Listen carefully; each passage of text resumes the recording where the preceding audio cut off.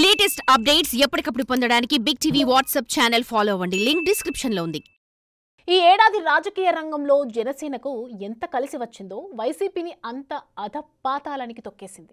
సార్వత్రిక ఎన్నికల్లో 100% strike rate సాధించిన పార్టీగా జనసేన రికార్డు సృష్టిస్తే అంతకు ముందు ఎన్నికల్లో దక్కించుకున్న సీట్లలో 10వ వంతు కూడా దక్కించుకోలేక వైసీపీ పూర్తిగా చతికిలపడింది. పోటీ చేసిన అన్ని శాసనసభ, పార్లమెంటు స్థానాల్లో జనసేన అభ్యర్థులు గెలుపొంది యావత్తు దేశం దృష్టిని ఆకర్షించారు. మహారాష్ట్ర ఎన్నికల్లో ప్రచారం చేసి నేషనల్ ఇమేజ్ సొంతం చేసుకున్న జనసేనాని ప్రధాని మోడీ ప్రశంసలు అందుకుంటూ పొలిటికల్ స్క్రీన్ పై కూడా అందరి దృష్టిని ఆకర్షిస్తున్నారు. అందుకే ఇది మా లక్కీ ఇయర్ అంటూ న్యూ ఇయర్ సంబరాలకు సిద్ధమవుతున్నారు జన సైనికులు. పొలిటికల్ గా చూస్తే 2024 సంవత్సరం కొందరికి విపరీతంగా కలిసి వస్తే మరికొందరికి ఎప్పటికీ గుర్తుండిపోయే పీడకలను మిగిల్చింది. అహంకారంతో వ్యవహరిస్తే ఎలా ఉంటుందో ప్రజలు వైసీపీ నాయకులకు రుచి చూపించారు. వైసీపీ ఏకపక్ష నిర్ణయాలు, అరాచక పాలనకు ప్రజలు పూర్తి స్థాయిలో చెక్ పెట్టారు. 151 సీట్లతో అధికారంలోకి వచ్చిన వైసీపీని 11 సీట్లకు పరిమితం చేసి కనీసం ప్రతిపక్ష హోదా కూడా లేకుండా దెబ్బకొట్టారు. ఇక టీడీపీ విషయానికి వస్తే పడిలేవడం ఆ పార్టీకి అలవాటు. పార్టీ ఆవిర్భావం నాటి నుంచి అంటే 4 దశాబ్దాలకు పైబడిన కాలంలో 6 సార్లు అధికారంలోకి వచ్చి 4 సార్లు ప్రతిపక్ష పాత్ర పోషించిన టీడీపీకి గెలుపోటములు కొత్తేమి కాదు. అయితే జనసేన ప్రస్థానం గురించి ప్రత్యేకంగా చెప్పుకోవాలి. ఆంధ్రప్రదేశ్ రాజకీయాల్లో జనసేనకు ఆ పార్టీ అధ్యక్షుడు పవన్ కళ్యాణ్ కు బాగా కలిసొచ్చిన సంవత్సరంగా 2024ని చెప్పుకోవచ్చు. 2014లో పార్టీని పెట్టినప్పటికీ ఆ పార్టీలో కూటమి విజయానికి ప్రచారం చేసిన పవన్ కళ్యాణ్ పోటీకి దూరంగా ఉన్నారు. 2019లో తొలిసారి ప్రత్యక్ష ఎన్నికల్లో ఒంటరిగా పోటీ చేసిన జనసేన కేవలం 1 సీటును మాత్రమే గెలుచుకుంది. జనసేనాని అయితే పోటీ చేసిన గాజువాక, భీమవరం 2 చోట్ల ఓడిపోయారు. అదే జనసేన 2024లో పోటీ చేసిన 21 శాసనసభ, 2 పార్లమెంటు స్థానాల్లో గెలుపొంది 100% స్ట్రైక్ రేట్ సాధించింది. 2024 ఎన్నికల తర్వాత జనసేన పార్టీ ఉండదని, పవన్ కళ్యాణ్ రాజకీయాలకు పనికిరారంటూ ఎంతో మంది ఎన్నో విమర్శలు చేసినా ఆయన పట్టించుకోలేదు. ఆంధ్రప్రదేశ్ రాజకీయాలపై అవగాహన పెంచుకున్నారు. ఏ విధమైన వ్యూహాలతో ముందుకెళ్లాలో సరిగ్గా అంచనా వేయగలిగారు.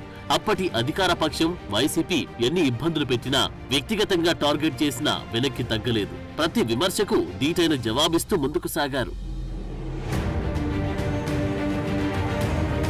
వారాహి యాత్రతో ప్రజలతో మమేకమయ్యారు. ప్రభుత్వ వ్యతిరేక ఓటు చీలనివ్వబోనన్న మాటపై చివరకు నిలబడుతూ బీజేపీ, టీడీపీ, జనసేన మధ్య పొత్తు కుదరడంలో పవన్ కళ్యాణ్ కీలక పాత్ర పోషించారు. జనసేనకు తక్కువ సీట్లు కేటాయింపుపై ఎన్నో రకాల విమర్శలు వచ్చినా తాను పోటీ చేసి అన్ని స్థానాల్లో గెలిచి సత్తా చాటడమే తన ముందున్న కర్తవ్యమంటూ ముందుకెళ్లారు. చివరకు పోటీ చేసిన అన్ని స్థానాల్లో గెలిచి చరిత్ర సృష్టించారు. వైసీపీని అదాపాతాళానికి తొక్కేస్తానని ఎన్నికల ప్రచారంలో శపథం చేసిన జనసేనాని దాన్ని చేసి చూపించారు. ఆంధ్రప్రదేశ్ శాసనసభ ఎన్నికల ముందు వరకు జనసేన ఒక రాజకీయ పార్టీ. ఎన్నికల తర్వాత ఆ పార్టీ ఓ శక్తిగా మారింది. పవర్ ఉంటే ఏదైనా చేయొచ్చు, జనసేన లక్ష్యం చేరుకోవాలంటే పవర్ కావాలంటూ పవన్ కళ్యాణ్ పదే పదే వ్యాఖ్యానించేవారు. సరిగ్గా 2024 ఎన్నికల తర్వాత ఏపీ ప్రభుత్వంలో జనసేన భాగస్వామిగా మారింది. పవన్ కళ్యాణ్ ఉప ముఖ్యమంత్రి బాధ్యతలు స్వీకరించారు. ఎన్నికల ముందు ప్రజలకిచ్చిన హామీలను పవన్ కళ్యాణ్ మర్చిపోలేదు.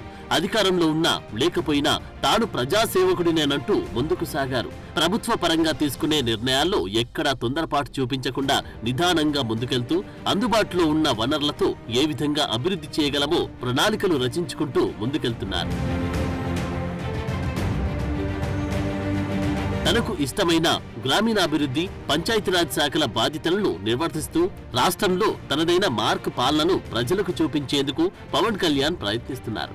సాధారణంగా ఏదైనా రాజకీయ పార్టీ మత విశ్వాసాల విశ్వాసంలో ఆచితూచి వ్యవహరిస్తోంది. తమది సెక్యులర్ పార్టీ అని అన్ని మతాలను సమానంగా చూస్తామని ప్రచారం చేసుకుంటారు. ఈ సమయంలో పవన్ కళ్యాణ్ మాత్రం సనాతన ధర్మాన్ని రక్షించుకోవాల్సిన అవసరం ఉందని, తమ పార్టీ సనాతన ధర్మ పరిరక్షణకు కృషి చేస్తుందని బహిరంగంగా ప్రకటించడంతో పాటు తిరుపతిలో ఓ సభ ఏర్పాటు చేసి డిక్లరేషన్ ప్రకటించారు.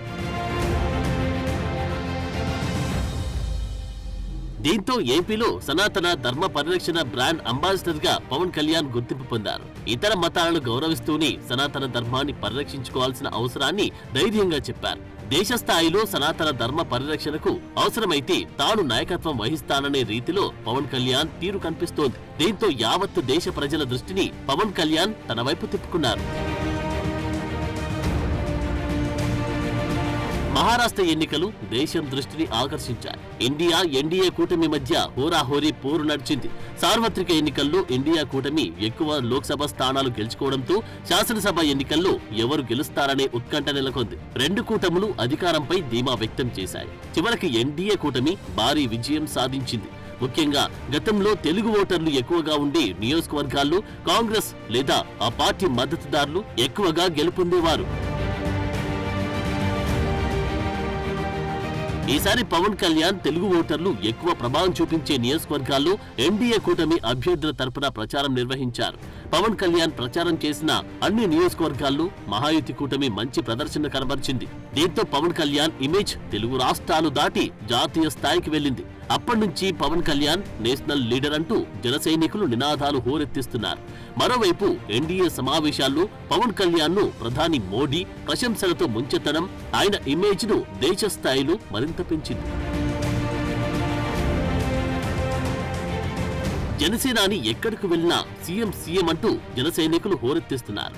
ఇటీవల ఏజెన్సీ ప్రాంతాల్లో పవన్ కళ్యాణ్ పర్యటించినప్పుడు అలా నినాదాలు చేస్తున్న అభిమానులను ఆయన వారించారు. అలా చేయొద్దని, తాను ఇలా చేస్తున్నాను అని అనుకుని అవకాశం ఉండదని, ఏపీకి ఎంతో అనుభవం కలిగిన సీఎం చంద్రబాబు నాయుడు ఉన్నారని, ఆయనను మనమందరం గౌరవించాలంటూ తన రాజకీయ పరిణతి ప్రదర్శించారు. అంతకు ముందు కూడా వచ్చే ఎన్నికల్లో కూటమి గెలుస్తుందని, చంద్రబాబు ముఖ్యమంత్రి అవుతారని ఆయన వ్యాఖ్యానించి చంద్రబాబు అనుభవం పట్ల తనకున్న గౌరవాన్ని చాటుకోవడం విశేషం. ఒక నెలలో సీఎం గారు పాప చంద్రబాబు గారు ఏమనగా ప్లీజ్ లేదు వినండి, మన గౌరవ ముఖ్యమంత్రి గారు మనం గౌరవిస్తాం.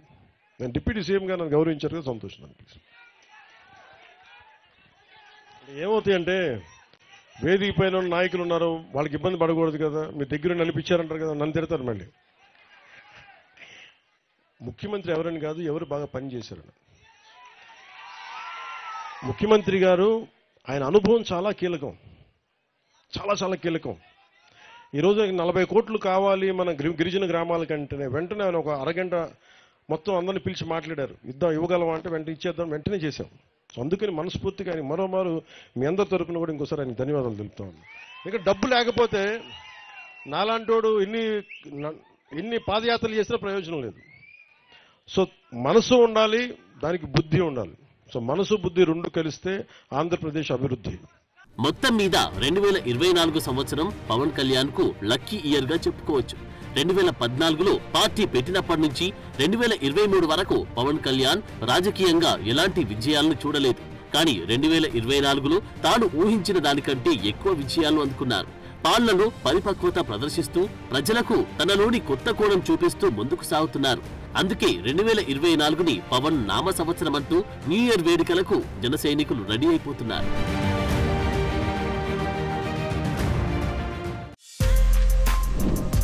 For more videos like this, subscribe Big TV channel.